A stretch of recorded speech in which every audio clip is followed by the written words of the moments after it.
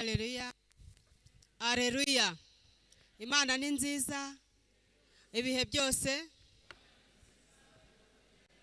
Imana yacu ihabwa icyubahiro. Ni bangahe banezerewe kuri uyu mugoroba?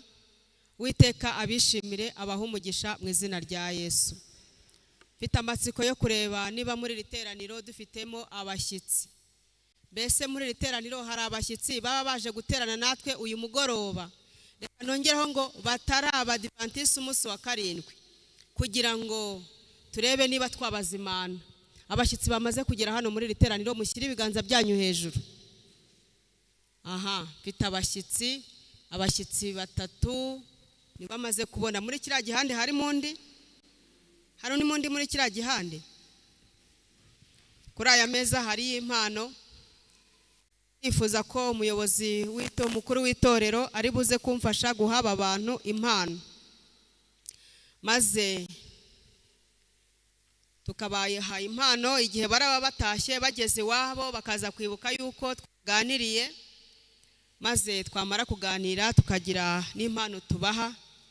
Niba bari hafi nibatambuke baze bagere hano imbere. Nyabuneka reka dukoreshe neza igihe, kuko igihe cyo ntabwo kijya gihagarara.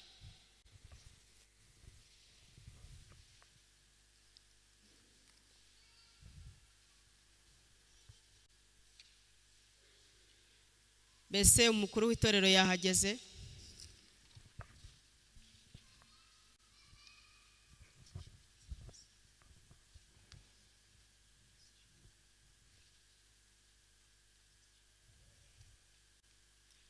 Muragenda kandi mwicarane ku ntebe. Ibi bitabo abandikiremo ngo iyi ni impano bahawe n'itorero. Yego, ari kuburaho kimwe, kanze nacyo nkizane.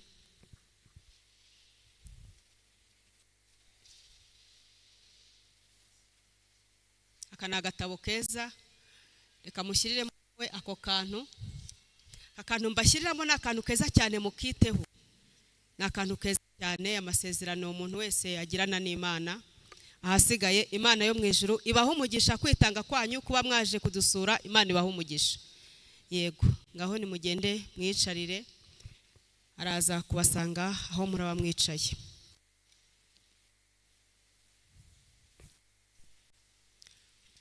Reka ndebe abantu twari turi kumwe nimugoroba. Abantu bari turi kumwe nimugoroba mu materaniro, mushyire ibiganza byanyu hejuru. Ndashaka kureba umuntu nyibutsa twize nimugoroba. Niba wibuka nimugoroba shyira hejuru. Niba wibuka icyigisho twaraye twize nimugoroba shyira hejuru.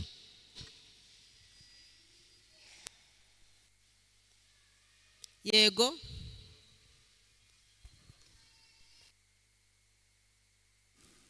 ntabwo nkumvise. Gucungurwa k'ubwoko bw'Imana ngo byari bimeze bite? Tubwire mu ncamake. Nta wabitubwira mu ncamake? Atubwire n'icyamufashijemo kugira ngo abatari bahari ejo nibura bagira icyo batahana.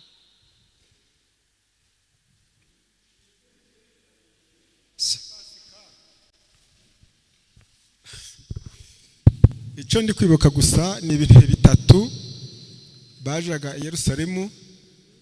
Tubona igihe cya Pasika, tubona igihe cy'ingando bajaga, na n'ubundi bajaga mu minsi mikuru. Tubona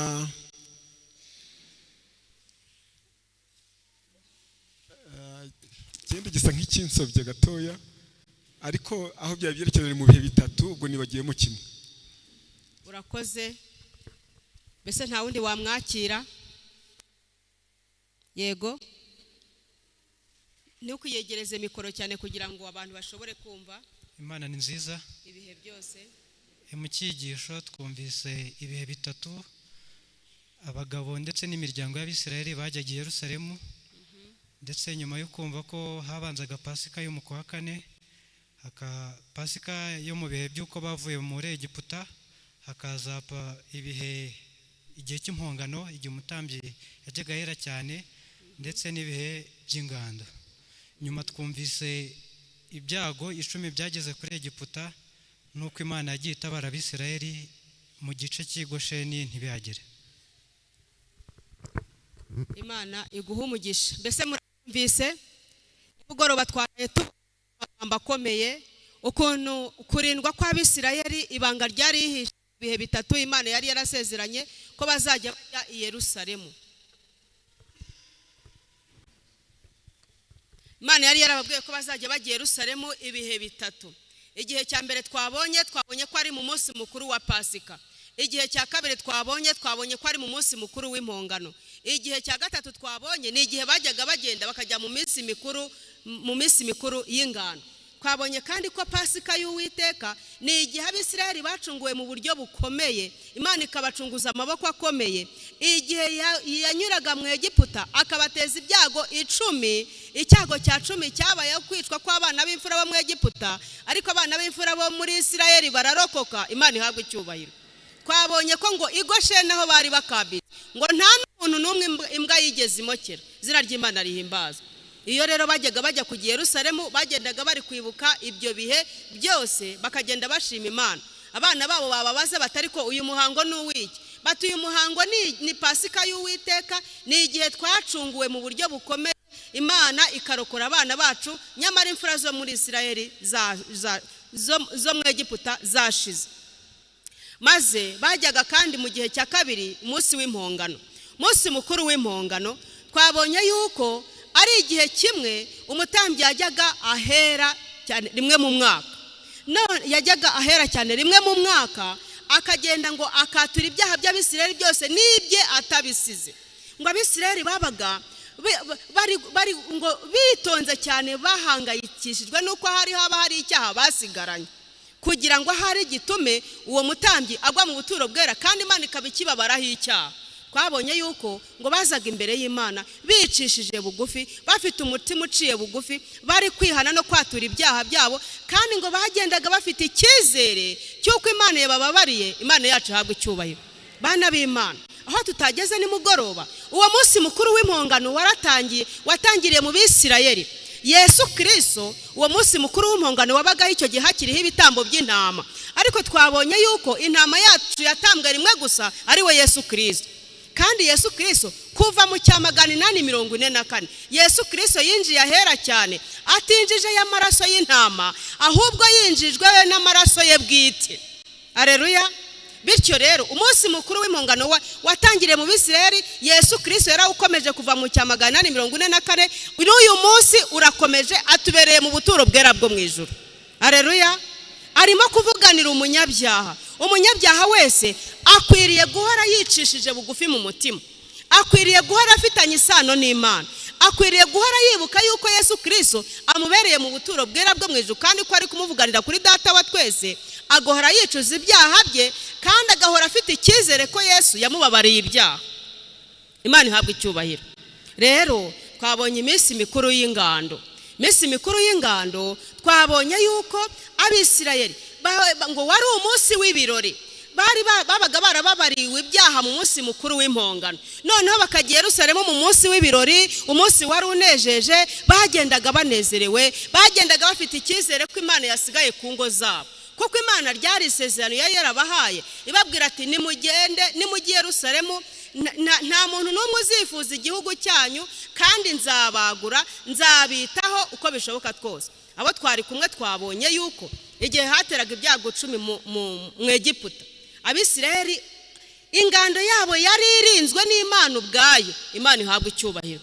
Twashoje tubona ko rero nk'uko Imana yarinze Abisirayeli mu gihe cy'ibyago 10 muri Egiputa, ni nako Imana yiteguye kurinda ubwoko bwayo mu gihe cy'ibyago 7 by'imperuka. Abantu bakwiriye kwibuka yuko hari ibyago 7 by'imperuka bizarya abantu, abanyabyaha banze kumvira ijambo ry'Imana, abantu bazaramya inyamaswa n'igishushanyo cyayo nubwo tutaye twabigeraho, ariko abantu batubaha Bibiliya n'icyo yavuze, abantu batagendera ku mategeko 10 y'Imana bakayica uko babonye, bagasuzugura ijambo ry'Imana, bakagomeza gusaya mu byaha nk'ibyo tugiye kureba ahangaha. Abo ngabo ibyago 7 bizabisukaho, kandi nta burinzi bazaba bafite. Muri uyu mugoroba rero turasaba Imana yo mu ijuru ngo tubashije guhungira kuri yo. Imana ihabwa icyubahiro. Uyu munsi rero tugiye kurebera hamwe ukuntu umuntu yacumuye, kandi ukuntu urutonde rw'ibyaha rwagiye rwiyongera kuva umuntu yacumura kugeza na n'uyu munsi. Mbese urutonde rw'ibyaha ruhagaze gute? Mbese inkongi y'ibyaha, umwijima w'ibyaha, umwijima nk'uwari ubuditse muri Egiputa kuko ariho hakorerwaga ibyaha, n'uyu munsi umwijima ukaba ugikomeje kubudika muri iyi si yacu. Ibyaha bikomeje kwiyongera, urugomo rwabaye rwinshi, umugabo ntagikundana n'umugore, umugore ntagikundana n'umwana, abavandimwe ntibagikundana, umukazana na nyirabukwe ni ibibazo, abakorana mu kazi ntibakundana. Mbese ibyo bintu byaje bite? Uyu mugoroba tugiye kurebera hamwe amagambo avuga. Nitumara kumenya urutonde rw'ibyaha bikorerwa ku isi, harimo n'ibyacu nabyo bidasigaye, turabwira Imana ngo nidushyire mu maboko yayo itubashishe gusezerera Satani. Haleluya. Insanganyamatsiko y'uyu mugoroba iravuga ngo sezerera Satani. Bana b'Imana, mbese abatwiganye ni mugoroba twabonye ko Satani ahemba nabi. Mbese Satani ahemba neza?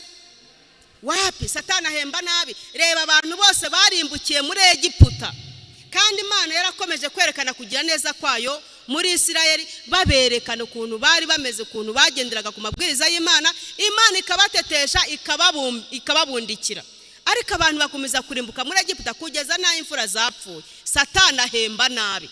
Ubushize ku isabato twabonye ngo Imana isubirisha umuriro niyo Mana. Twabonye ukuntu abahanuzi 850 bapfiriye ku musozi Karumeli bari gusenga ibigirwamana. Reka nkubaze, ubwo wakomeza kwishingikiriza kuri Satani kandi ahemba nabi? Uyu mugoroba turabararikira ngo sezerera Satani. Igihe kera twiga mu ishuri ryo ku isabato ry'abana, bajyaga batwigisha, abarimu bacu batwigishaga, burya ibyigisho bigisha abana ntabwo bapfa kubyibagirwa. Hari agakorasi twakundaga gukoresha turi mu bana. Agakorasi kavuga ngo sezerera Satani yigendere, mutazagwa hamwe, umwijima ntubana n'umucyo, sezerera Satani. Yesu ashimwe. Mbese byashoboka ko natwe ku gakorasi tukaririmba? Ngaho reka dufatanye. Sezerera Satani yigendere, mutazagwa hamwe, umwijima ntubana n'umucyo, sezerera Satani. No mu rugo iwawe umusezerere, no mu baturanyi umusezerere, no mu itorero umusezerere, no mu kazi ukora umusezerere. Sezerera Satani yigendere, mutazagwa hamwe, umwijima ntubana n'umucyo. Imana ibaha umugisha. Sezerera Satani. Oya, nawe nushaka ugenzure mu mikorere yawe, mu byo ukora, aho uba, imikorere ya Satani ku isi. Urebe n'amateka ya Bibiliya. Ubundi Satani uramukorera ngo azaguhembe iki? Urakorera Satani ngo azakumarira iki? Satani ko ikibeshejeho ari ukutumaraho abana, akatumaraho abatware, abagore akabapfakaza akabagira abapfakazi, abana akabagira imfubyi, umugabo akamukuraho umugore we. Reka nkubwire, umuntu wagiye mu kabara akagenda akanywa agasinda, maze bakamuhindura igisenzegeri bagakubita, umujura wibye bagakubita bakamujyana muri gereza akamara y'imyaka na yindi, umuntu agafata umwana ku ngufu, cyangwa inshuro imwe gusa akagenda akagwa muri gereza imyaka 20. Ubundi abantu bakorera Satani ngo azabahembe iki? Igihembo cya nyuma Satani azaguhemba hamwe n'isi ni ukugenda bagahita bakugerekaho toni y'itaka. Toni y'iki? Abantu bakorera Satani ngo azabahembe iki? Ko twabonye ko Imana ihemba neza, aho yarinze ubwoko bwayo ikaburinda gupfa nk'uko abanyegiputa bapfuye. Rero bana b'Imana, uyu mugoroba turiga ngo sezerera Satani. Ndashaka yuko dusoma igitabo cy'Itangiriro igice cya 3. Mufate Bibiliya zanyu. Itangiriro igice cya 3.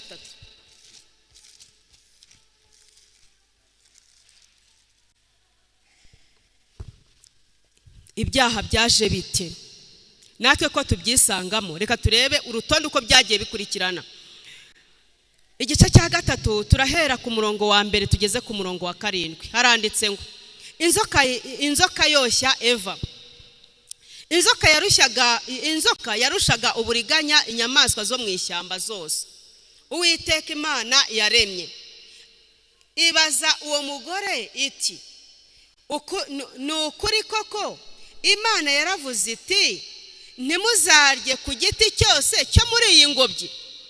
Nyamara Satani yashaka kumudaha amagambo kuko ntago ariko Imana yari yababwiye. Imana yari yarabwiye ati ku giti cyose cyo muri iyo ngobyi mwemerewe kukiryaho keretse igiti kimenyekanisha icyiza n'ikibi ntimuzakirye ntimuzagikoreho, kuko umunsi mwakiriyeho no gupfa uzagenza ute? No gupfa uzapfa. Nuko rero araza amudaha amagambo.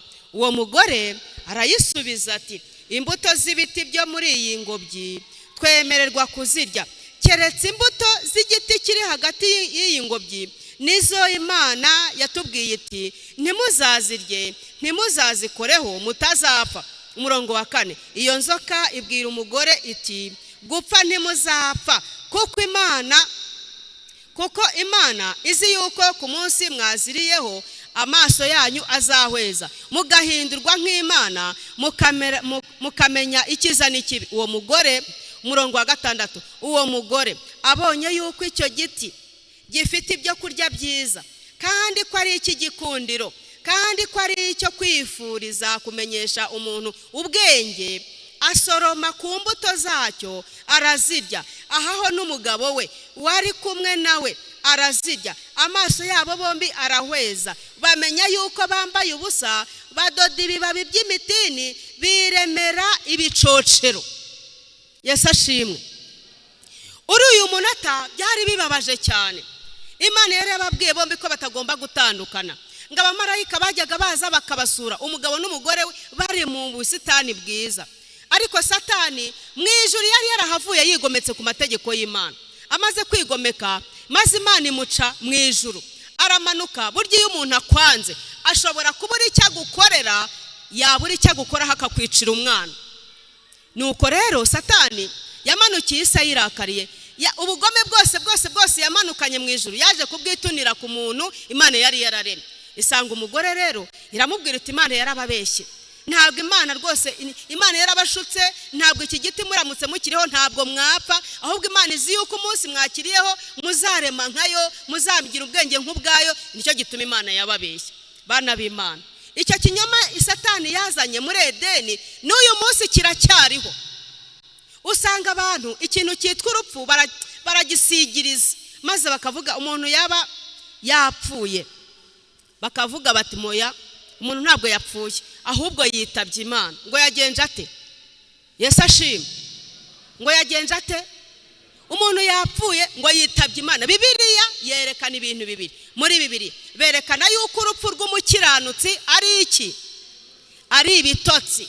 Ariko noneho umuntu utarigeze witaba Imana ari muzima ntabwo aba yitabye Imana, ni ikinyoma. Reka mbabaze, mbese umuntu yabasha kwitaba yapfuye? Ntabwo bishoboka. Icyo ni ikinyoma Satani yazanye, nk'uko yabwiye Eva ngo gupfa ntimuzapfa. Niyo mpamvu abantu babisigiriza. Ibyo ngibyo tuzabigarukaho, reka ne kubitindaho, ahubwo tuzabigarukaho. Rero aramubwira ati gupfa ntimuzapfa. Nuko Eva ijambo rihari ribabaje riravuga ngo amaze kwitegereza abonye ko icyo giti ari icyo kwifuriza umuntu icyiza, ari icyo kumenyekanisha ubwenge, Bibiliya iravuga ngo aragenda asoromaho ararya, amaze kurya ashyira n'umugabo we. Mbega agahinda gakomeye.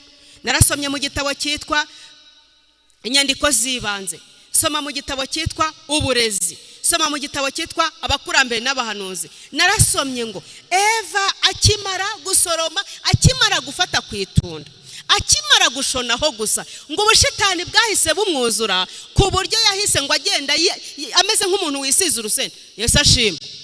Muzi umuntu wisize urusenda? Umuntu wishyizemo uburakari akabushaka rwose uburakari akabuzana. Nuko ngo afata iryo tunda, amaze kurirya ubushitani bumwuzuye, aragenda areba ahantu umugabo we yamusize, ngo aramubwira ati rya. Inyandiko iravuga ngo yamubwiye amuhata ngo rya. Igihe Adamu yari akiri ahagaze ari kwibaza ibibaye, ari gutekereza itunda umugore wazanye bimuyobeye, ngo yari ari kurwana n'umutima, ari kwibaza nimba ari burirye cyangwa ari burireke. Ariko Adamu acika intege imbere y'umugore we, yemera kurya ku matunda yabuzanije, bavandimwe, aho ngaho isi yahise yorama, yokamwa n'icyaha, umubabaro, ibibazo, ibyago byose bokamwa aho bari, maze bamaze kumwaragurika ngo bisanze bambaye ubusa, ubwiza bw'Imana bwari bwabavuyeho, maze umushyikirano bajyaga n'Imana uhita ucikamo kabiri. Nshuti yanjye bavandimwe, kuva icyo gihe isi yokamwe n'umubabaro, urupfu ruba rurahageze. Iyo dusomye amagambo ari mu Itangiriro igice cya 4, tubona ukuntu byatangiye kuba bibi. Ariko mbere y'ibyo turashima Imana yuko Imana yabasanze aho ngaho bari mu kayubi, ngo yaje kubashaka. Imana yabonye mu ijuru, babonye ishyano ryaguye mu isi, ngo baritegereza babahana amakuru avuga ati mu isi ishyano ryaguye, Adamu na Eva bacumuye. Ndashimira Imana yuko Yesu yari yiteguye kuzacungura umuntu. Imana ihabwa icyubahiro. Nuko maze kuva icyo gihe, maze ngo abamarayika bo mu ijuru bahise bazana inkota zityaye, baragenda bahagarara ku giti cy'ubugingo, bababuza kongera kujya gusoromaho. Ye baba, nasomye amagambo akomeye avuga ngo iyo ijuru ritagira vuba ngo bahagarare ku giti cy'ubugingo, ngo bakagenda bakagisoromaho bakakirya, bamaze gusoroma ku giti kimenyekanisha icyiza n'ikibi, ngo bari kurama by'iteka ryose, bakarama baramiye mu cyaha. Ndashima Imana ko abamarayika bo mu ijuru bahagaze kuri icyo giti. Tekereza ukuntu umuntu yari kurama ameze. Uyu munsi umuntu arama imyaka mike, nayo yuzuye agahinda n'umuruho, ariko igihe kikagera akagenda akaruhukira mu gituro. Reka mbabwire, burya no mu rupfu harimo urukundo rw'Imana. Imana ntabwo igipfirwa n'amayira, nubwo urupfu rwazanywe n'icyaha, ariko naho harimo urukundo rw'Imana. Ibaza umuntu aramye, wari wabona umuntu urama akarama akagira imyaka 100, niyo njya numva ari myinshi, cyangwa 120, hafi 110, ariko ukuntu aba ameze nta gahinda. Imihogo iba yarabaye nk'ishashi, umubiri warabaye nk'ishashi, amaso yatakireba, atacyumva uwinjiye. Hahandi ashobora no kuyoberwa umwana we yibyariye. Mbese bana b'Imana, ibaza iyo turama umuntu akarama by'iteka ryose atazapfa. Tekereza uko abantu bari kuba bameze. Yesu ashimwe. Mbese no mu rupfu harimo urukundo rw'Imana? Yego rwose. Nuko maze kuva icyo gihe rero, reka tujye mu Itangiriro igice cya 4 turebe ibyabaye. Mu Itangiriro igice cya 4 umurongo wa 8. Umurongo wa 8 haranditse ngo, Itangiriro igice cya 4 haranditse ngo Kayini abibwira Abeli murumuna we, kandi bari mu gasozi. Kayini ahagurukira Abeli murumuna we aramwica. Uwiteka abaza Kayini ati, Abeli murumuna wawe ari he? Aramusubiza ati, ndabizi se, ndi umurinzi wa murumuna wanjye. Yesu ashimwe. Umva iyo mvugo iyo umuntu uri kuvugana n'Imana. Yesu ashimwe. Mbese abantu twiganye twabonye ko no gutongana ari icyaha, no mu kanya tugiye kubireba. Ibaza iyi mvugo ngo ndabizi se, ngende umurinzi wa murumuna wanjye. N'uyu munsi abantu batihanye bajya basubiza izo mvugo.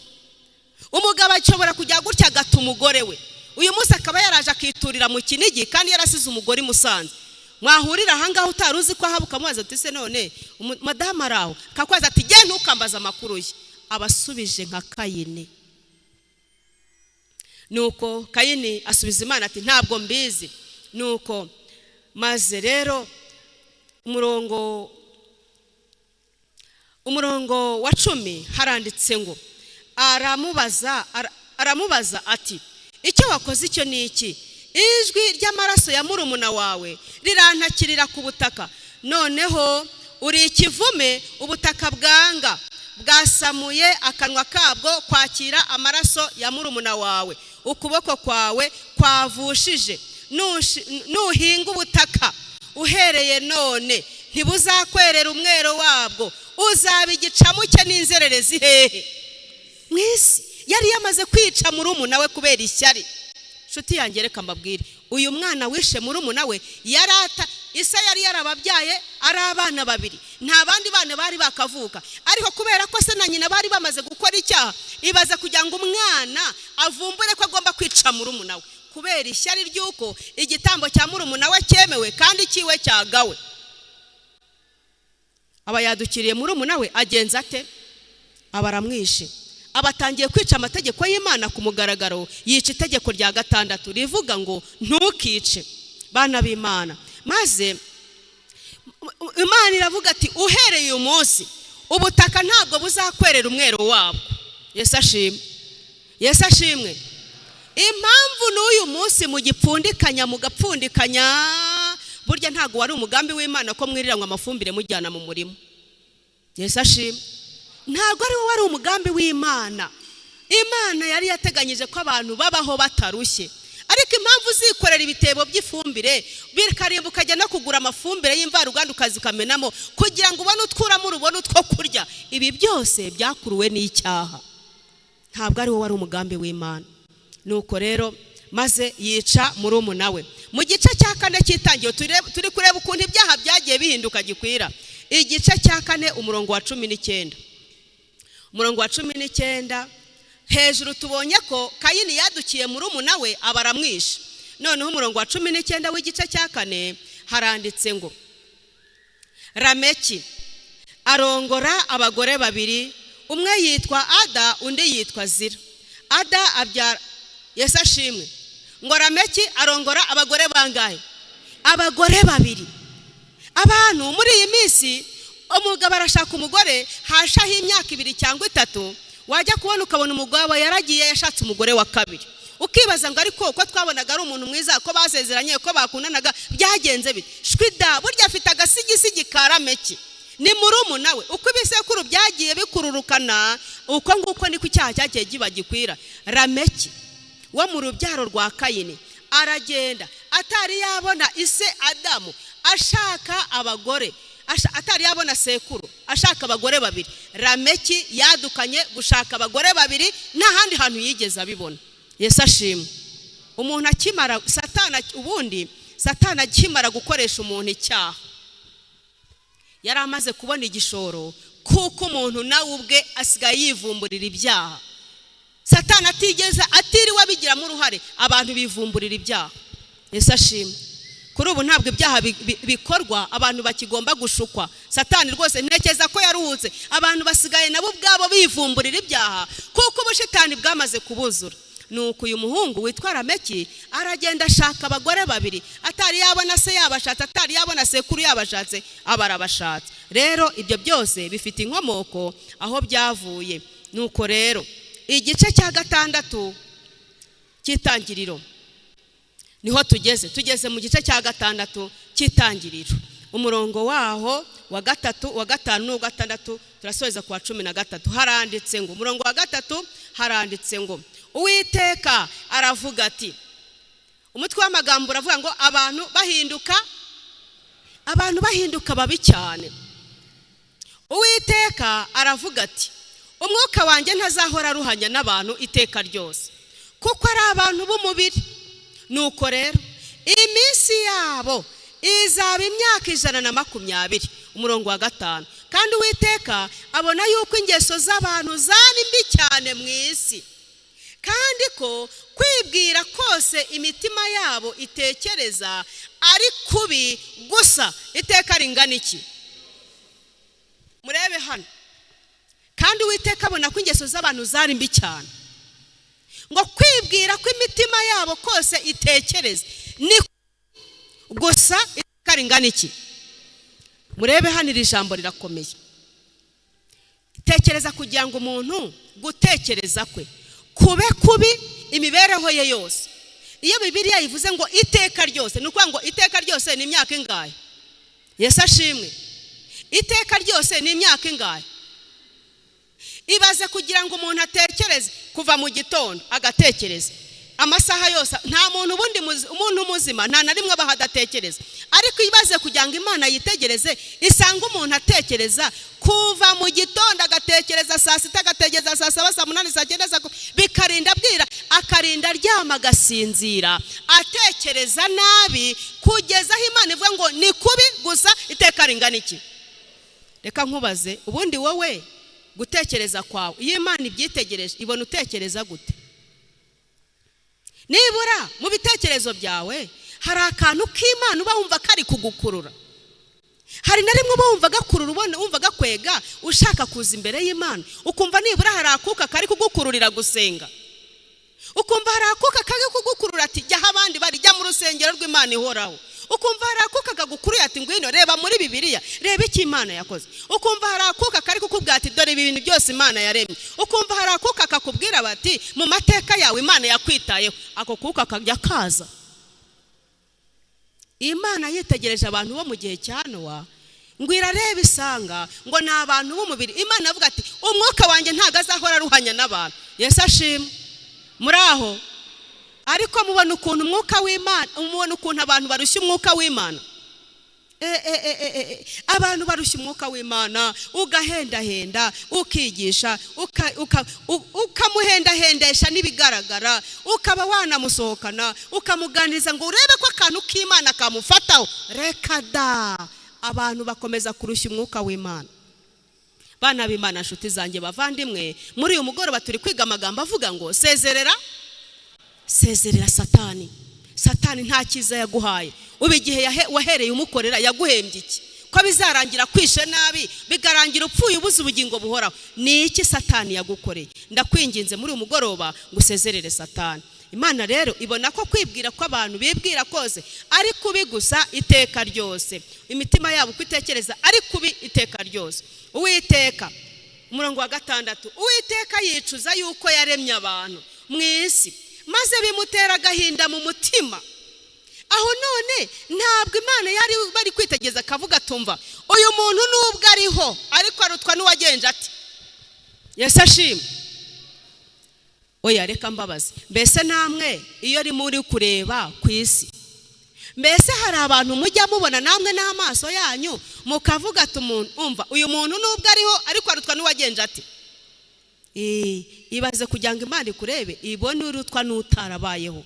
Imana yicuze impamvu yakuremye, yicuze impamvu uri ku isi. Hari abantu bari ku isi ari intera gahinda gusa.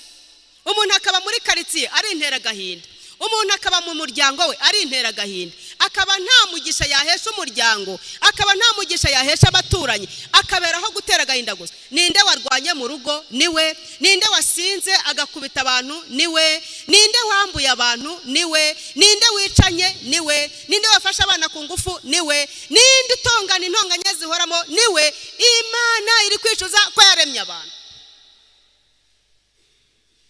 Muri uyu mugoroba turi kwiga amagambo avuga ngo genza ute? Sezerera Satani, mutazagwa hamwe, kuko umwijima ntabwo ugomba kubana n'umucyo. Reka twihute. Noneho umurongo wa 13 w'icyo gice, umurongo wa 13 w'igice cya 6 haranditse ngo Imana itegeka Nowa kubaza inkuge. Imana ibwira Nowa iti iherezo ry'abafite umubiri bose rije mu maso yanjye. Iherezo ry'abafite iki? Mbese natwe dufite umubiri? Yego. Imana ibwira Nowa ati iherezo ry'abafite umubiri bose rije mu maso yanjye, kuko isi yuzuye urugomo ku bwabo. Dore nzabarimburana n'isi. Dore nzagenza gute? Dore nzabarimburana n'isi.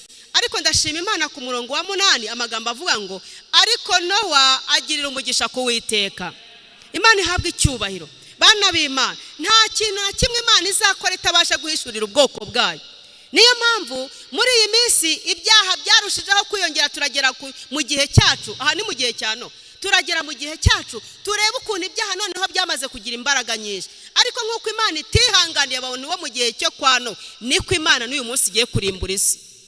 Ariko ndashima Imana ko uko Imana yaje igasanga Nowa ikamubwira ati bazi inkuge abantu bahungiremo, n'uyu munsi uko Nowa yagiriye umugisha ku Uwiteka, Imana irashaka ko natwe tugirira umugisha ku Uwiteka. Imana ihabwa icyubahiro. Niyo mpamvu muri uyu mugoroba turi kubwira aba bantu bose abo dusanze, no mu ngo hari abo twiriwe turi gusura mu ngo zabo, tubabwira ati bana b'Imana nimwihangane muze mu rusengero. Turi kubona isi yafashwe, ibyaha birushijeho kwiyongera, Imana irarakaye, iri kwicuza icyatumye irema abantu kandi igiye kurimbura isi. Turi kubwira abantu ngo nimusezerera Satani, mwiyegurire Imana. Nuko rero reka dukomeze turebe, none se icyo gihe cyo kwa Nowa byarabaye inkuge. Nowa yarayibajije, Nowa arayibaza imyaka 120. nuko Imana ibongeza imyaka 7 y'inyongezo. Uko Imana yongejeho imyaka 7, n'uyu munsi Imana iduhaye inyongezo. Yaturebye mu buhanuzi, hari aho tubona yuko imyaka turi mu uyu munsi nta hantu ibarwa mu buhanuzi, nta hantu na hamwe ibarwa, ariko Imana yataduhaye igihe cy'inyongezo kandi irashaka yuko dufata umwanzuro hakiri kare. Reka turebe muri Yesaya. Muri Yesaya avuga iki ku bantu bo muri iyi minsi? Yesaya igice cya mbere. Yesaya igice cya mbere turebe ko nta byacu birimo.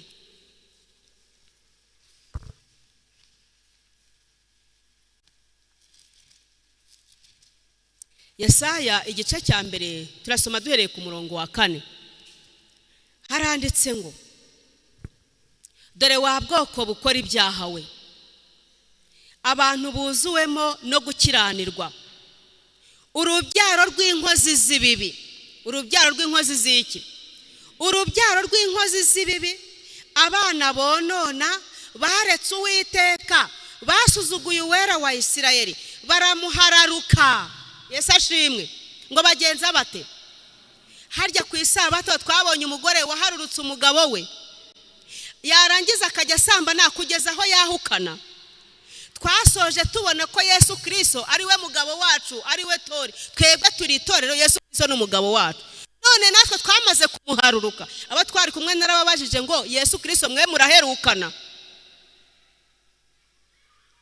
None hano ngo twaretse Uwiteka, dufite urubyaro rw'inkozi z'ibibi. Reka nkubwire, hari igihe ureba mu muryango ukitegereza ugasanga umugabo ni umusinzi, afite umugore w'umusinzi, babyaye abana b'abasinzi, ariko muraho ukitegereza uwo muryango ugashakamo agashari, nibura agashashi na kamwe kahinduka umucyo muri uwo muryango ugaheba. Niyo mpamvu Bibiliya ivuga ngo urubyaro rw'inkozi z'iki? Z'ibibi. Nuko maze haranditse ngo basuzuguye uwera wa Isirayeli. Ni iki gitumye mushaka kugumya gukubitwa muzira gukabya ubugome? Umutwe wose urarwaye, umutima wose urarabye, uhereye mu bworo bw'ikirenge ukageza mu mutwe nta hazima, ahubwo ni inguma n'imibyimba n'ibisebe binuka, bitigeze gukandwa cyangwa gupfukwa, nta nubwo byigeze bibobezwa amavuta. Ayiga Mana we, kuva mu bworo bw'ikirenge ukazamuka ukageza mu mutwe hose nta hagenje gute? None se reka nkubaze, umuntu yabatekereza ibyaha gusa, akaba ari gutekereza ishyari, akaba afite umuntu afitiye ishyari, akaba afite uwo bangana hirya aho ngaho batavuga rumwe, akaba ari umunywanzoga, umubiri we yarawangije kubera ibiyobyabwenge, akaba ari umujura ajya no gupyeta, reka mbabwire, umugore we akaba ari umunyamwazimwe, kwibwira ko umutima we kose kukaba kubi iteka ryose. None uri kumva yagira umutwe muzima kandi nta cyiza atekereza? Ntibishoboka. Ese yagira umubiri muzima yarawicishije ibiyobyabwenge, inzoga n'itabi byose byaramuzengereje? Bibiliya iravuga ngo kuva mu bworo bw'ikirenge kugera mu gitwariro hose nta hagenje gute? Nta hazima. Ngo ni ibisebe binuka. Ibisebe bigenje gute? Ni ibisebe binuka bitigeze gukandwa, habe ngo no kubabezwa amavuta. None si byo bisebe binuka byagenze gute? Ikikubwira ko ibisebe byanutse rero, uzasanga umuntu ari kumwe n'abantu benshi, ariko usanga yarabazengereje, yabaye umuntu mubi muri karitsiye, yabaye umuntu mubi mu muryango, yabaye umuntu mubi mu itorero, yabaye umuntu mubi na ribiramuzi, yabaye mubi ku rwego rwo hejuru. Ariko muri uyu mugoroba Uwiteka atarabanuye aratubwira twese ngo sezerera Satani. Imana ihabwa icyubahiro. Nguko ko ibyaha byagiye biba gikwira. Reka dusome amagambo meza yihumure, amagambo reka turebe andi magambo ari mu Baroma. Narisize isomo riri mu Baroma aho ritubwira ibiriho uyu munsi. Ngiye gusoma urutonde rw'ibyaha riboneka mu Baroma, maze uze kureba, nugira umugisha ugasanga nta cyaha cyawe kirimo, utaha uvuga ati Mana ndagushima ko ngewe nta cyaha cyanjye kirimo. Abaroma igice cya mbere. Abaroma, twihute tugereyo, abafite Bibiliya bashobora kuyisoma nubwo mbona hijimye. Nyaboneka twitonde, tugiye kugera ku musozo, dutega amatwi cyane. Abaroma igice cya mbere umurongo wa 24. murongo wa 24 turageza aho ndi bubabwire. Haranditse ngo nicyo cyatumye Imana ibareka ngo bakurikize iby'imitima yabo irarikiye. Imana iguhaye imiburo ukanga kuyikurikiza, ikukubwira icyo ugomba gukora ukanga kugikora kandi ugifite amatwi yo kumva.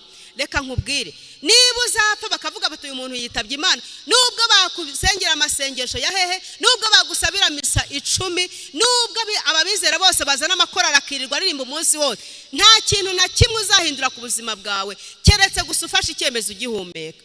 Nuko amagambo akomeye akurikira avuga ngo nicyo cyatumye Imana ibareka ngo bakurikize iby'imitima yabo irarikira, bakora ibiteye isoni, bakora ibiteye isoni, bononana imibiri yabo, kuko baguraniye ukuri kw'Imana gukurikiza ibinyoma. Bananiwe gukurikiza ukuri kw'Imana maze bakurikiza ibinyoma, bakaramya ibyaremwe bakabikorera kubirutisha Imana rurema, ni ariyo ishimwa iteka ryose. Abantu bavuye ku nyigisho babwira ko Imana ari umuremyi, bajya kuramya ibyaremwe, bakurikije inyigisho z'ibinyoma kurusha Imana yo mu ijuru. Umurongo wa 28 niho nshaka ko tugera cyane. Kandi ubwo banze kumenya Imana, banze kugenza gute? Yesu ashimwe. Hari ahantu hatatu tumenyera ko Imana iriho, narahavuze ku isabato. Ninde uhibuka? Ibintu bitatu bitwereka ko Imana ihari, shyira hejuru. Umuntu wibuka ibintu bitatu bitwereka yuko Imana iriho? Yego.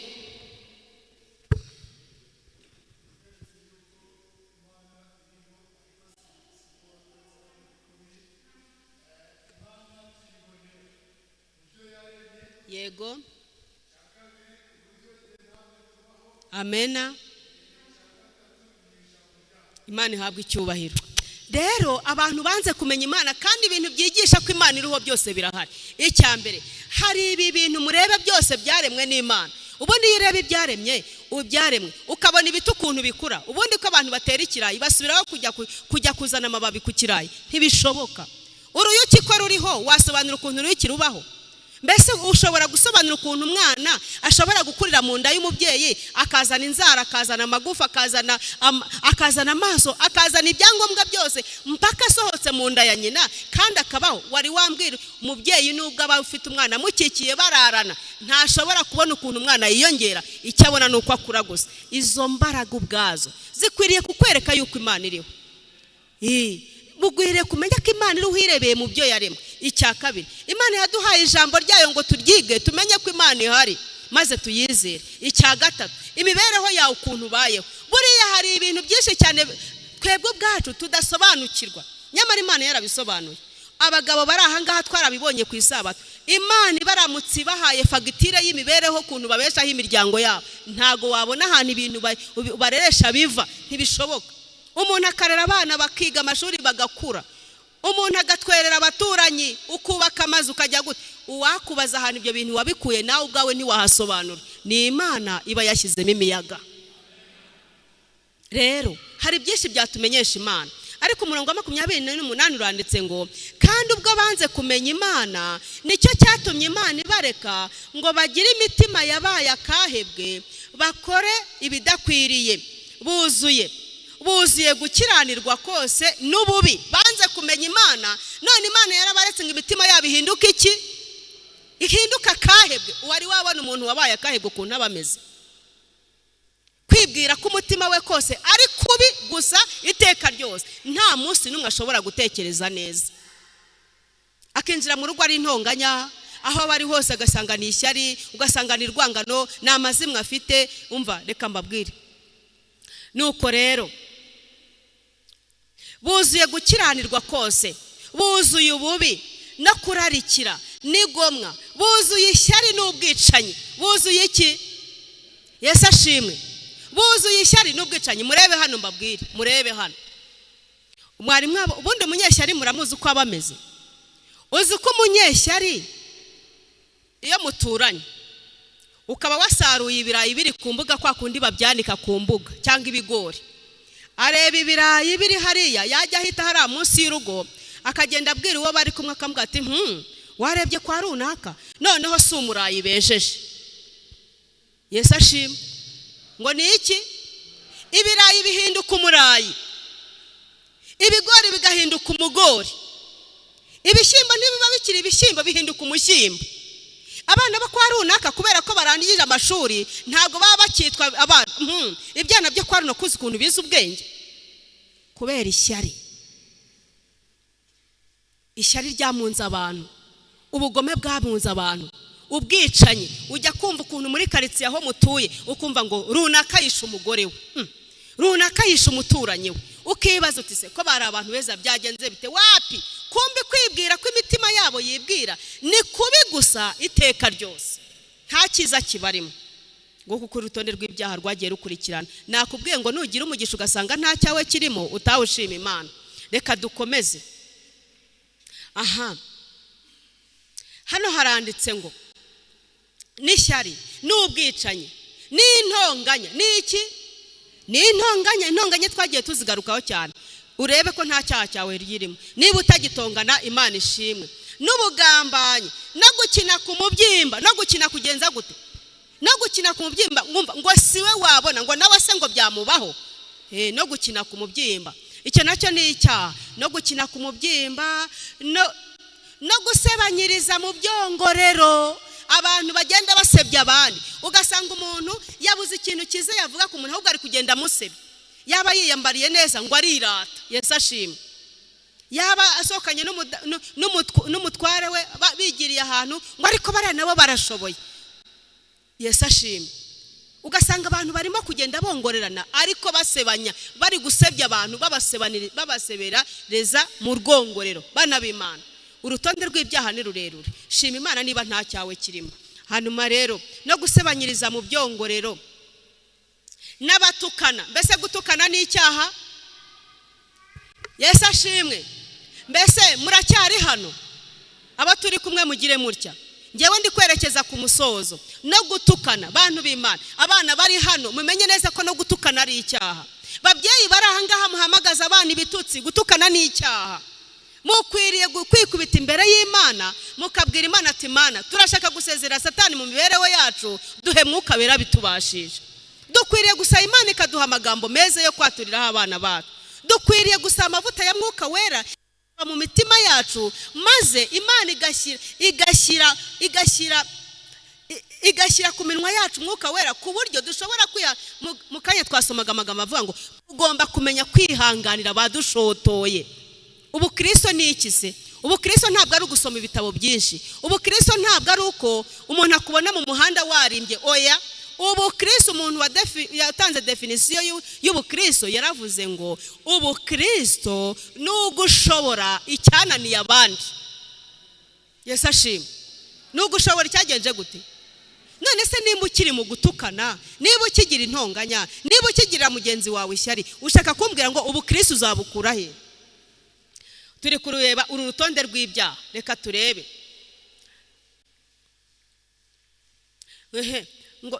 N'abatukana, n'abanga Imana, n'abanyagasuzuguro. Gusuzugura ni icyaha?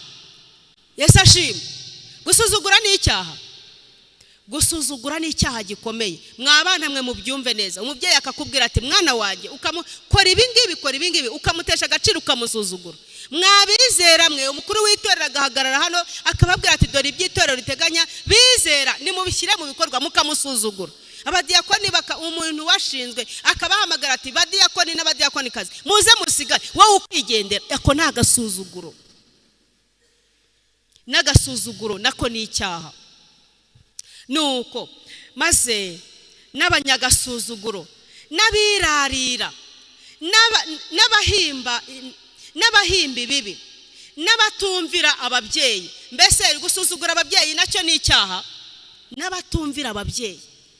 Imana mu mategeko yayo nk'uko tuzayibona yashyize itegeko mu mategeko yayo 10 rivuga ngo iki? wubahe so na nyoko kugira ngo ushobore kuramira mu gihugu cy'Uwiteka Imana yawe. Go reka mbabwire, abantu basuzugura ababyeyi ntibazajya barama, kuko ari itegeko Imana yashyize mu mategeko yayo uko ari 10. Nasomye amagambo mu gitabo cy'Abakurambere n'Abahanuzi ngo abana basuzugura ababyeyi ngo ku giti cy'ubugingo nta mugabane wabo uriho. No gusuzugura ababyeyi ni icyaha uko yaba ari kose. Harimo ngo n'abajya gukodesha ababyeyi beza ngo bafite igihagararo cyiza bashobora kubakorera ubukwe buryoshye. Mama we yasize hari haruguru hariya mu ishyamba, yagurishije imirima ye yose ari kumwishyurira amashuri. None agize umugisha, Imana imuhaye akazi keza, agiye gukora ubukwe. Rero agiye gushaka umubyeyi mwiza ufite igihagararo cyiza. Reka nkubwire, uwo muryango ugiye kubaka ugushije ishyano, kuko nta mugisha uzawugiriramo. Yesu ashimwe. Reka ngeraho soreza n'abasuzugura no kutumvira ababyeyi. Nindakurwa kwizima. Hari abantu badakurwa kwizima. Hari abantu ubwira umuntu uti reka nkugira inama, ibintu uri gukora ntabwo ari, akavuga ati ariko jewe nikomeze. Yesu ashimwe. Jewe niko nabaye rwose, ubu ko mbona niko nabaye, niko nabaye muraho. Yesu ashimwe. Ati njyewe ntacyo wakora ngo mpindure ibyanjye n'Imana yanjye, nitwe tugenze gute? Abantu badakurwa kwizima. Nyamara nshuti yanjye, ukwiriye kwicisha bugufi imbere y'Imana n'imbere y'abantu, maze Imana ikagushyira hejuru. Dusoza rero nuko n'abadakurwa kwizima, n'abava mu masezerano, n'abadakunda ababo n'intababarira. Yesu ni byinshi. Abantu bava hehe? Abantu bava mu masezerano. Ubu hari abantu bari hano bagiranye amasezerano n'abo bashakanye, bamaze kuyatatira. Benshi bashatse abagore ba kabiri. Abagabo benshi bari hano birirwa barungarunga bari kujya gushaka abakobwa b'abandi, birirwa baca inyuma abagore babo, akava hano akajyana n'umugore w'abandi Kigali cyangwa n'umukobwa, agaca mu masezerano bagiranye. Ugasanga batubwiye abantu bintababarira. Umuntu akaba yaraguhemukiye. Uyu munsi hakaba hari abizera bicaye hano babitse inzika mu mibereho yabo, bazibikiye bagenzi babo. Urashaka kujya mu ijuru, wajya ngo mu ijuru ni mu isoko? Intababarira. Ngo hari ikibazo se ngo ngiye ntago ari ngo ngiye sije wamuhemukiye, ngo niwe wampemukiye, ngo nabikenera ngo azaze kunshaka. Bibiliya iravuga ngo ugomba kubabarira mwene so. Mu gitabo cyitwa Abahirwa n'Ibandi haranditse ngo nubwo wakwihendahenda gute, ngo nubwo yaba ari we waguhemukiye ku rwego rwo hejuru, ngo ukwiriye kumubabarira bona nubwo ataba yagusabye imbabazi. Yesu ashimwe. Ese icyo mvuze muracyumvise? Ngo ni intababarira. Ni intababarira. Ngo nubwo bamenye iteka ry'Imana yuko abakora ibisa bityo bakwiriye gupfa, uretse no kubikora ubwabo gusa, bashima n'abandi babikora. Yesu ashimwe. Abantu nubwo bamenye iteka ry'Imana ko izacira abantu urubanza, uretse no kuba babikora ubwabo, bashima n'abagenza gute? Murebe hano mbabwire, bashima n'ababikora. Uziko no kudacyaha icyaha ubwacyo ari icyaha. Ukabona umuntu wawe ni inshuti yawe, urugo rwabo rwasenyutse, yataye umugore, mugahurira hari Musanze ari kugenda bebera.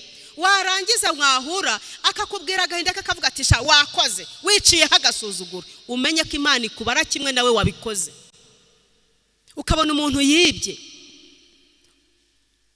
Muri iyi minsi nababwiye ko Satani hari uburyo yashakiye abantu bo gukora ibyaha. Umuntu akagusanga akakubwira ati nari ngiye guhaha muri butike, mbahaye 2,000, yego ko none ngaruriye 4,500, ati ubunyamusubize. Umuntu akareba akakubwira ati yego ko, ati na Bibiliya iravuga ngo nubura ubwenge nzagenza nte? Nubura ubwenge nzakureka. Muraho ariko nuko akavuga ati waba ubuze ubwenge, Imana iguhaye umugisha nawe ngo ugiye kuyasubiza. Ubwo uribye cyangwa ntabwo wibye? Bibiliya iravuze ngo usibye no kubikora bashima n'abagenza gute? Niba umuntu ubona ko ari mu cyaha yakuganiza nawe ukamushyigikira, ntumugire inama ngo ibyo byaha bivemo, nawe uri kimwe nawe murabafatanya cyaha. Bibiliya rero ihamya icyaha ititaye ku n'abafatanya cyaha, nabo babatera inkunga b'ibyaha nabo barahari. Ugasanga umuntu ari gusenya umuryango we, nawe ukamutera inkunga, ugahinduka inshuti. Umubyeyi twarabibonye ukuntu ababyeyi bateye abana inkunga yo gusenya umuryango. Yesu ashimwe. Ugasanga umugore mugenzi wawe aragusanze yakugisha inama y'icyo gukora, urabizi neza ko ari mu makosa, ukabura kumugira inama, nawe uri umufatanyacyaha nawe. Bibiliya iravuze ngo uretse no kubikora bashima n'abagenza gute. Imana yo mu ijuru itubashishe gusezerera Satani. Imana ihabwe icyubahiro. Nuko rero none kugira ngo ibyo tubikire biragenda bite? Ndashima Imana yuko nubwo ibyaha ari byinshi cyane, nubwo birenze ubwenge bwacu, nubwo ari umurengera, Yesu yaradupfiriye. Imana ihabwe icyubahiro. Isomo ry'ikimenya bose riri muri Yohana igice cya 3 umurongo wa 16. Yohana igice cya 3 umurongo wa 16. Umurongo wa 16 haranditse ngo, Yohana igice cya 3 umurongo wa 16 haranditse ngo, kuko Imana yakunze abari mu isi cyane byatumye itanga umwana wayo w'ikinege, kugira ngo umwizera wese ahabwe ubugingo buhoraho. Yesu ashimwe. Yesu uyu munsi nari mugoroba narembabwiye ngo umunsi mukuru w'impongano urakomeje. Yesu Kristo ari mu buturo bwera bwo mu ijuru, ntabwo azasohokamo, ntabwo arasohokamo. Nk'uko umutambyi ajya hera cyane ajya gutambira Abisirayeli ibyaha byabo, Yesu Kristo yinjiyemo mu 144. Uyu munsi ari mu ijuru kandi yapfiriye umunyabyaha, yapfuye rimwe gusa nk'uko twabibonye Pasika yacu ngo yatambwe rimwe gusa. Ari mu ijuru ategereje umunyabyaha umwisunga, ategereje umunyabyaha utakababaye cyane, avuga ati ibyaha biranyishe, Yesu mbabarira. Maze Yesu akamusabira kuri Data wa twese. Rero Yesu Kristo nubwo ibyaha ari byinshi, nubwo ari umurengera, ndashima Imana ko Yesu Kristo yapfuriye ibyaha byacu. Imana ihabwe icyubahiro. Rero none muntu w'Imana wicaye aha ngaha, umaze kumva aya magambo, umaze kumva urutonde rw'ibyaha, uyu mugoroba ni iki cyanyuma nakubwira? Yesaya 43. Yesaya 43 niryo somo tugiye gusorezaho. Yesaya 43 turasoma umurongo wa mbere tugeze ku wa 4, dusome n'umurongo wa 7. Haranditse ngo, ariko noneho, Yesaya 43 umurongo wa mbere, ariko noneho Uwiteka wakuremye, haleluya, haleluya, Uwiteka waremye umuntu, Uwiteka waturemye, Uwiteka wakuremye wowe, izina ryawe ni wowe, shyira mu izina ryawe. Hano handitse ngo Uwiteka wakuremye yewe Yakobo, wowe Yakobo, wishyiramo Yakobo, shyira mu izina ryawe. Icyatumye Bibiliya yandikwa kugeza uyu munsi ni ukugira ngo ibyiringiro Yakobo yari afite nawe bihinduke ibyawe. Ariko noneho Uwiteka wakuremye wowe Yakobo kandi akakubumba wowe Isirayeli, aravuga ati witinya kuko nagucunguye. Imana yacu ihabwe icyubahiro. Witinya kuko nagucunguye, naguhamagaye mu izina ryawe, uri uwanjye. Haleluya. Ni ukuri nubwo turi abanyabyaha ariko turi ab'Imana, kandi uyu mugoroba uramutse uyihungiyeho yakugirira imbabazi. Naguhamagaye mu izina ryawe, uri uwanjye. Nunyura mu mazi nzaba ndi kumwe nawe, nuca no mu migezi ntizagutembana, nunyura mu muriro ntabwo uzashya. Imana ihabwe icyubahiro. Kandi ibirimi byawo ntibizagufata. Kandi Yesu ashimwe. Mbese ni mugoroba twabonye yuko Uwiteka yarinze ubwoko bwe, kandi twabonye ko natwe Imana yiteguye kuturinda. Imana ihabwe icyubahiro. Rero umurongo waho wa 7, noneho umurongo wa 7 haranditse ngo, nzanira umuntu wese witiriwe izina ryanjye, uwo naremeye kumpesha icyubahiro. Nijye wamuremye, nijye wamubumbye, izina ry'Imana rihimbaza. Muri uyu mugoroba naje aha ngaha Cyabirumba kuza gushaka umuntu w'Imana yaremye. Imana yantumye gushaka umuntu wayo waremye. Imana yarantumye ngo nzanira umuntu wanjye, nijye wamuremye, nijye wamubumbye, kandi namuremeye kumpesha icyubahiro. Bana b'Imana, Satani nta cyiza yatugejejeho. Satani yaduteye agahinda, Satani yangije abana bacu, Satani yangije abatware bacu, Satani yangije ababyeyi, Satani yateye abantu agahinda, abenshi yabagize imfubyi, abandi bagira abapfakazi. Bana b'Imana, mureka muri uyu mugoroba dusezerere Satani. none ko Uwiteka yakuremye akaba akubwira ati mwana wanjye ninjye wakuremye ninjye wakubumbye kandi naragucunguye, nuko rero nzanira umuntu wanjye niremeye kuko namuremeye kumpesha icyubahiro. None ikibazo mbaza, mbese muri uyu mugoroba haba hari umuntu uvuga ati ntago nari mbizi ko ari uko bimeze, muri uru rutonde rw'ibyaha nanjye sanze harimo ibyanjye, ndasaba Imana ngo ingirire imbabazi. Niba uhari tambukuze dusenge, niba uhari tambukuze, ntabwo biteye isoni. Isoni zirisha uburozi. Igihe kiragera Satani akakongorera, atahari nuguhaguruka baraguseka, ariko izo soni amaherezo zigeraho zikarisha uburozi. Ndakwinginze gutambukuze dusenge, iyegurira Imana. Niba wumva mu migambi yawe harimo gusezerera Satani, uhereye uyu munsi ukajya utekereza neza, Imana ntigomeze kwicuza ko yakuremye, ahubwo agaterwa ishema nuko uriho, nuko uri mu murimo wayo. Niba uhari tambukuze dusenge. Ndashaka gusengera umuntu usezera Satani kuri uyu mugoroba. Niba uhari ngwino. Kiza abanyabyaha, rwaza abarwayi, ubarokora ibyago n'urupfu, habura abahabye, byutsa abaguye, babwire ko Yesu azi gukiza.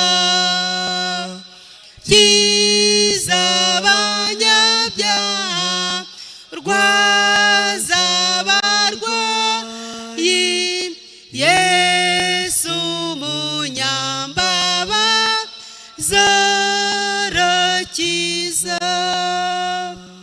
Abamushungera nabo nabanga, ategereza bicuza rwose, bahate bihane.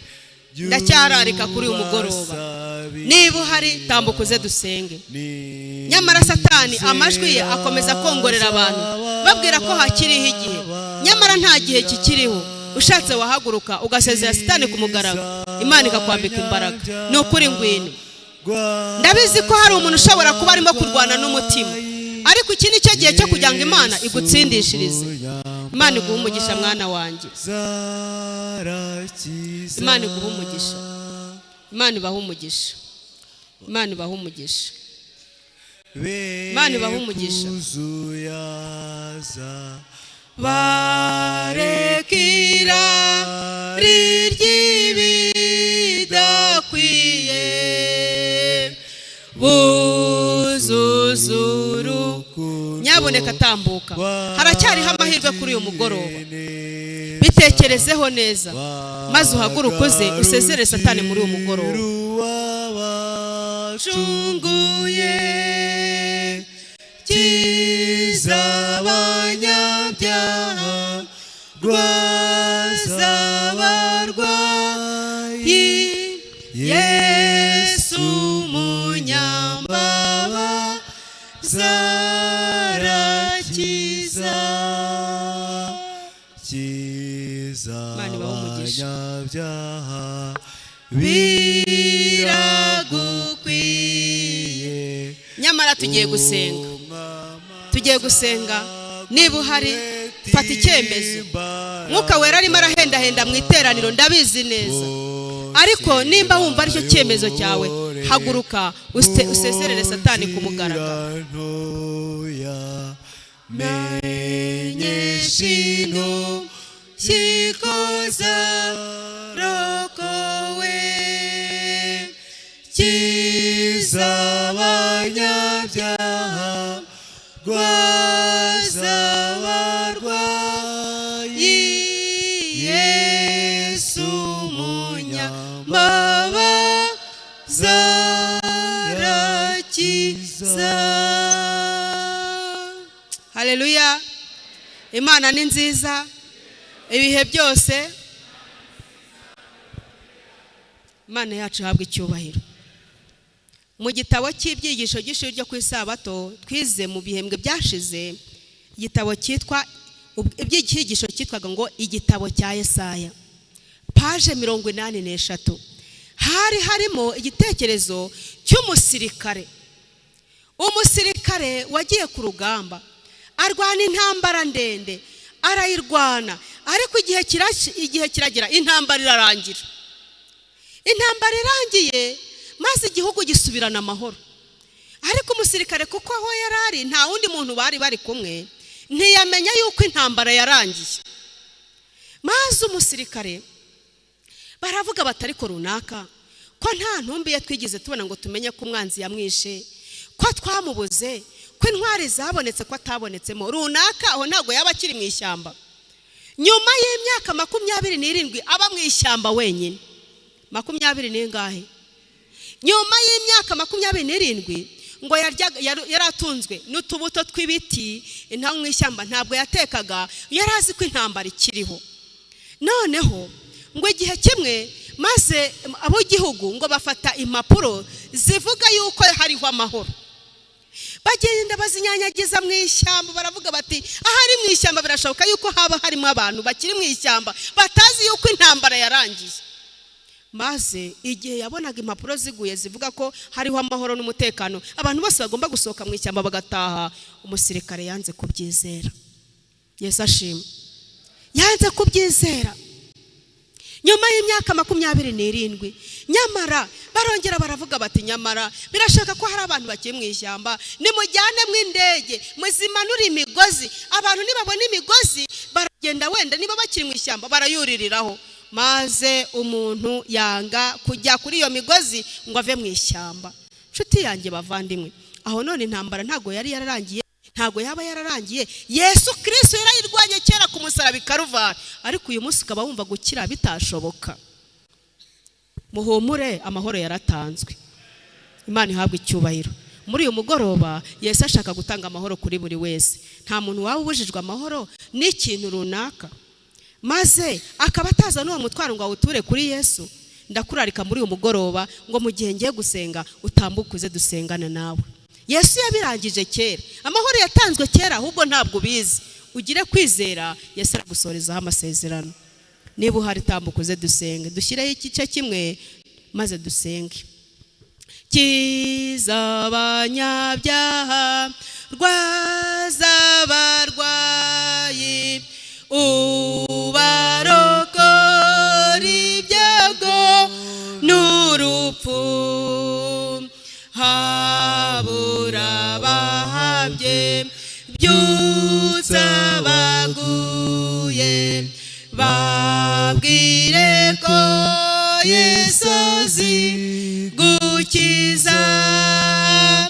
Kiza abanyabyaha, rwaza abarwayi, Yesu umunyambabazi arakiza.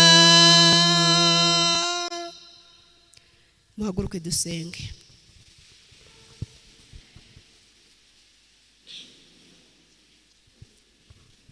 Mana yacu, Data wa twese uri mu ijuru, Mana ikomeye, Mana ifite imbaraga n'ubutware, izina ryawe ryararihimbazwe.